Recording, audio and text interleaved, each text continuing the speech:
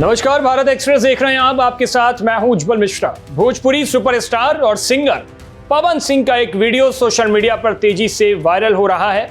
आपने भी वो वीडियो देखा होगा जिसमें वो अपनी को स्टार अंजलि राघव को गलत तरीके से टच करते देखे जा सकते हैं। वीडियो में साफ दिखाई दे रहा है कि पवन सिंह उनकी को स्टार को, अपनी को स्टार को मंच पर खड़े, सामने भीड़ है और पवन सिंह मंच पर खड़े होते हैं, उनका बैक टच करते हैं। ये भी आप देख सकते हो कि उनकी को स्टार असहज फील कर रही हैं। ये वीडियो में साफ तौर पर दिखाई देगा और कोई भी इसके लिए बहुत बड़े मनोवैज्ञानिक होने की जरूरत नहीं है। आप नॉर्मल भी इस वीडियो को देखेंगे तो आपको यही दिखाई देगा कि उनकी को स्टार अंजलि राघव असहज फील कर रही है जब पवन सिंह बैक टच करते हैं। और पवन सिंह ने एक बार नहीं, ये बार बार ये काम करते हुए दिखाई दे रहे हैं वीडियो में। ये वीडियो एक प्रमोशनल इवेंट का है जहां दोनों अपनी नई म्यूजिक वीडियो सैया सेवा करे को प्रमोट करने पहुंचे थे। वीडियो सामने आने के बाद अब इस पर जमकर विवाद हो रहा है। कुछ लोग पवन सिंह को ट्रोल कर रहे हैं तो वहीं कुछ लोग अंजलि राघव पर भी सवाल उठा रहे हैं। इसी बीच अंजलि राघव ने इंस्टाग्राम पर 2 वीडियो अपलोड की, जिसमें एक घटना के प्रति नाराजगी दिखाते हुए भोजपुरी इंडस्ट्री से दूरी बनाने का फैसला सुनाती हुई बता रही है। और अपने पहले वीडियो में अंजलि ने कहा कि राम राम जी, मुझे आप लोगों से बहुत जरूरी बात करनी है क्योंकि मैं 2 दिन से बहुत ज्यादा परेशान हूं। मुझे लगातार कमेंट्स आ रहे हैं कि लखनऊ वाली जो घटना हुई है उसमें मैंने कुछ बोला क्यों नहीं, एक्शन क्यों नहीं लिया, थप्पड़ क्यों नहीं मारा। कुछ लोग तो उल्टा मुझे गलत ठहरा रहे हैं, मीम्स बना रहे हैं कि मैं हंस रही थी, मजे ले रही थी। मुझे कोई पब्लिक में टच करेगा तो क्या मुझे खुशी होगी, मुझे मजे आएंगे। अंजलि ने आगे लिखा कि मैंने सोचा कि अगर टैग दिख भी रहा है तो पब्लिक के सामने बोलने की जरूरत क्या है। बाद में बैक स्टेज पर भी तो यह कहा जा सकता था, इसलिए मैंने हंसकर नजरअंदाज कर दिया। लेकिन जब उन्होंने दोबारा वही बात दोहराई तब भी मैंने पब्लिक के सामने कुछ नहीं कहा और अपनी बात खत्म की। बाद में जब मैंने अपनी टीम से पूछा कि क्या सच में कुछ लगा हुआ था तो उन्होंने साफ कहा कि कुछ नहीं लगा था। तब मुझे बहुत बुरा लगा, बहुत गुस्सा आया, मैं रोने लगी, लेकिन मुझे समझ नहीं आया कि मैं क्या करूं। अंजलि ने बताया कि जिस जगह इवेंट हुआ था वहां पवन सिंह के फैंस की भारी भीड़ थी। लोग उन्हें भगवान कहकर उनके पैरों में गिर रहे थे। इस माहौल से मुझे डर था कि अगर उस वक्त मैं कुछ कहती तो कोई उनका साथ नहीं देता। उन्हें लगा कि वो बैक स्टेज पर जाकर बात करेंगी, लेकिन तभी पवन सिंह इवेंट बीच में ही छोड़कर चले गए। थोड़ी देर बाद अनाउंसमेंट हुआ कि इवेंट दोबारा होगा, लेकिन अंजलि भी वहां से चली गई और मामला वहीं खत्म हो गया। राम राम जी, मुझे आप लोगों से बहुत जरूरी बात करनी है क्योंकि मैं 2 दिन से बहुत ज्यादा परेशान हूँ क्योंकि कंटिन्यू मेरे पास डीएम आ रहे हैं कि ये जो लखनऊ वाला इंसिडेंट हुआ इसमें मैंने कुछ बोला क्यों नहीं, एक्शन क्यों नहीं लिया, थप्पड़ क्यों नहीं मारा। और कुछ लोग मुझे ही गलत समझ रहे हैं, कुछ मीम्स पे लिख रहे हैं कि ये तो हंस रही थी, मजे ले रही थी। कि पब्लिक में कोई मुझे ऐसे टच करके जाएगा उसमें मुझे खुशी होगी, मुझे मजे आएंगे। सारी बात ये थी कि जब इनका सॉन्ग के लिए मेरे पास कॉल आया तो मैंने सारी चीजें क्लियर कर ली थी कि इसमें ऐसा वैसा कॉस्ट्यूम तो नहीं है, कोई डबल मीनिंग लाइन तो नहीं है और इसमें ऐसा वैसा सीन तो नहीं है। और मैं शूट पर गई, शूट पे सब कुछ नॉर्मल था, मुझे कोई प्रॉब्लम नहीं हुई। जब इन्होंने मुझे लखनऊ के इवेंट के लिए बोला तो मैंने हाँ बोल दिया क्योंकि मुझे शूट पर भी कोई प्रॉब्लम नहीं हुई थी। और जब मैं लखनऊ में गई, मैं स्टेज पर थी, मैं पब्लिक से बात कर रही थी, पवन सिंह जी ने मुझे बोला कि इधर कुछ लगा हुआ है। उससे थोड़ी देर पहले ही मेरी ड्रेस वो न्यू थी, साड़ी में नीचे टैग लगा रह गया था। तो मेरे दिमाग में आया कि शायद ब्लाउज का भी टैग लटक रहा होगा। मैं हंसकर उस चीज को दबा रही थी कि अगर मेरा टैग लगा भी है तो वो चीज जिस टाइम मैं पब्लिक से माइक में बात कर रही हूँ उस टाइम ना बोल के साइड में भी बोली जा सकती है, इसलिए मैं उस चीज को उस टाइम पे दबा रही थी। मैंने हंस के टाला, अवॉइड किया और फिर दोबारा बात करने लगी। वो बोले नहीं कुछ लगा है, नहीं कुछ लगा है, तो मैंने कहा नहीं लगा। वो बोले लगा हुआ है। तो मुझे लगा कि शायद ये तो मेरे को लग रहा था कि कुछ लगा है इसलिए ये बोल रहे हैं। और पर फिर भी मैंने हंस के वहां पे टाला, पब्लिक से अपनी बात कंप्लीट की। कंप्लीट करने के बाद जब मैं अपने टीम मेंबर से मैंने पूछा साइड में जाके कि कुछ लगा है, क्या लगा है, उन्होंने बोला कुछ भी नहीं लगा था। जब मैंने देखा मेरे सच में कुछ नहीं लगा था, तब मुझे बहुत ज्यादा बुरा लगा, गुस्सा आया और रोना भी आया। लेकिन मुझे ये नहीं समझ आया कि मैं अब क्या करूं यहाँ पर, क्योंकि जहां मैं गई थी लखनऊ में, पवन सिंह जी खुद भी वहीं के रहने वाले हैं, उसी जगह पर इवेंट था। जितना वो क्राउड था वो सारा उनका फैन बेस था। उनको भगवान बोल रहे थे और भक्त बोल बोल के उनके पैरों में गिर रहे थे। वो उनका फैन बेस था, क्राउड था। तो मुझे समझ नहीं आया कि मैं क्या करूं। अगर मैं कुछ भी बोलती तो क्या वो लोग मुझे सपोर्ट करते?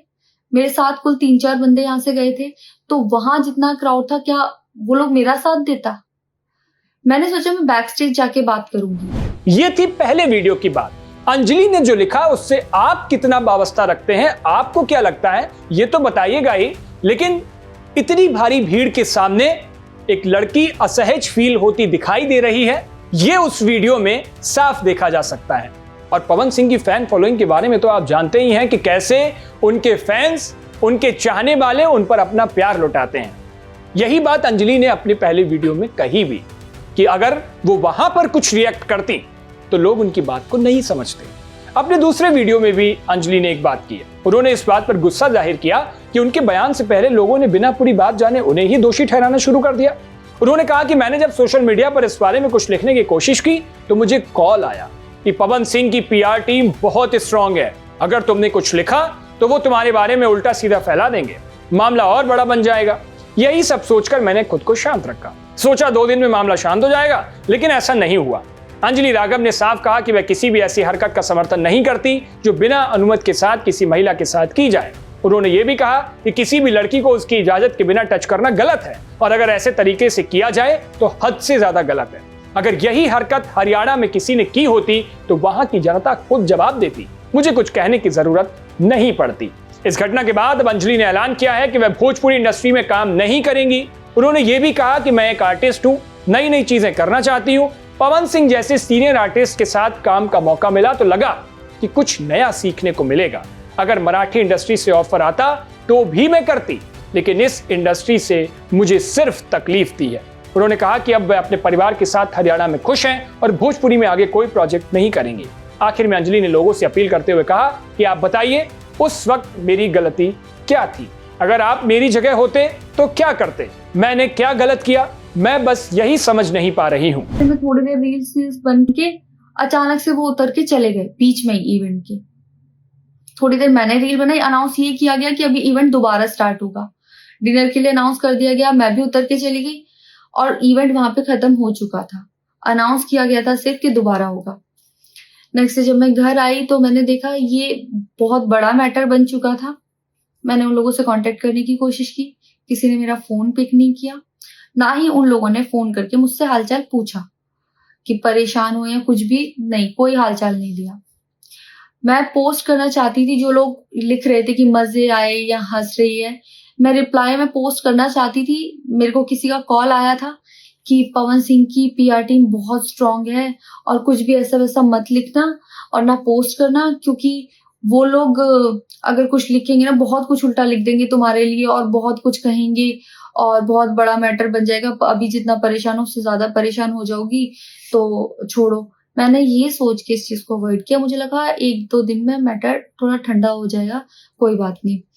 मैंने कहा पर्सनली कभी बात करूंगी इस बारे में इनसे, लेकिन बढ़ता जा रहा है। ऊपर से ना उनकी तरफ से कोई रिप्लाई मिला और मुझे नहीं पता कि ऐसे में मुझे क्या करना चाहिए था और क्या करना चाहिए। आप लोग मुझे बताओ, मुझे इससे में क्या करना चाहिए। मैं बिल्कुल भी सपोर्ट नहीं करती कि हाँ ये चीज नॉर्मल है या इसको नॉर्मल समझूं। किसी भी लड़की को उसके बिना परमिशन के टच करना ही पहली बात बहुत गलत है, और फिर इस तरीके से टच करना तो हद से ज्यादा गलत है।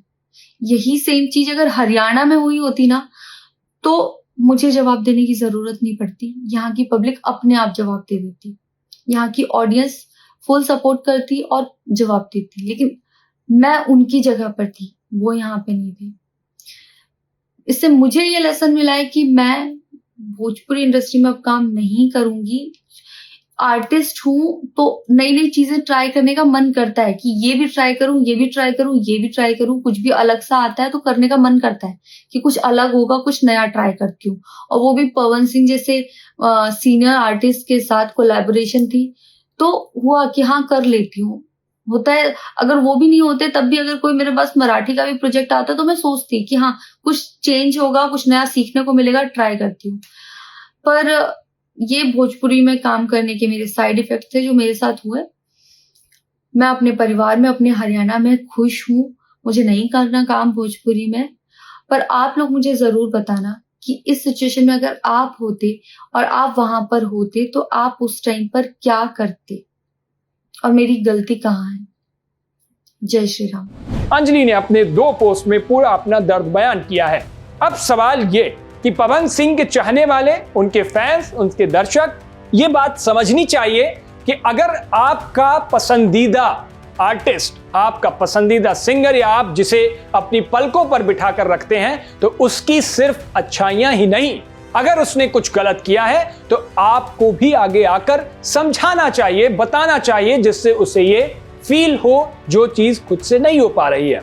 दूसरा पक्ष अंजलि का भी है। अंजलि ने अपने 2 वीडियो बना करके जो बात रखी है सामने, उस पर आप लोगों की क्या राय है। अंजलि ने जिस तरीके से कहा कि सामने भीड़ थी, वो कुछ रिएक्ट नहीं कर पा रही थी, पवन सिंह ने उन्हें टच किया, पवन सिंह ने कहा कि उनके ड्रेस पर कोई एक टैग लगा हुआ है, लेकिन बाद में जब वो देखती है तो वो टैग नहीं मिलता है। इस पर भी सवाल खड़े हो रहे हैं। दोनों के अपने अलग अलग तरीके से पक्ष हैं, लेकिन अभी तक पवन सिंह की ओर से कोई भी पक्ष सामने नहीं आया है। लेकिन इसी बीच उनकी पत्नी ज्योति सिंह का भी एक पोस्ट वायरल हो रहा है, जिसमें ज्योति सिंह पवन सिंह से बार बार मिलने की बात कह रही हैं और ये कह रही हैं कि पवन सिंह से मुलाकात की बहुत कोशिश उन्होंने की, लेकिन पवन सिंह की ओर से मिलने का वक्त उन्हें नहीं दिया गया। ज्योति ने यह भी कहा कि उनके पिता ने भी पवन सिंह से मिलने के लिए वक्त मांगा, लेकिन पवन सिंह की ओर से कोई भी ऐसा वक्त नहीं दिया गया। ज्योति लगातार ये लिख रही हैं कि उन्होंने पत्नी धर्म का पालन किया है, अब एक बार मिलकर पवन सिंह भी अपने पति धर्म का पालन करेंगे, करें नहीं तो ज्योति ने कहा है कि उनका अब मन आत्मदाह करने का है, लेकिन वो ऐसा करेंगी नहीं क्योंकि लोग उन्हें ही गलत समझेंगे। तमाम पूरा पवन सिंह को लेकर के ये एक ट्रायंगल सामने बन करके आया है। इस पर कौन कितना सही, कौन कितना गलत, ये तो ये खुद भी जानते होंगे। ये बहुत हद तक आपको भी समझना चाहिए। इस पूरे मुद्दे पर आपकी क्या राय है? अपनी राय हमें कमेंट बॉक्स में जरूर बताइएगा। देश और दुनिया की बाकी तमाम खबरों के लिए देखते रहिए भारत एक्सप्रेस। शुक्रिया।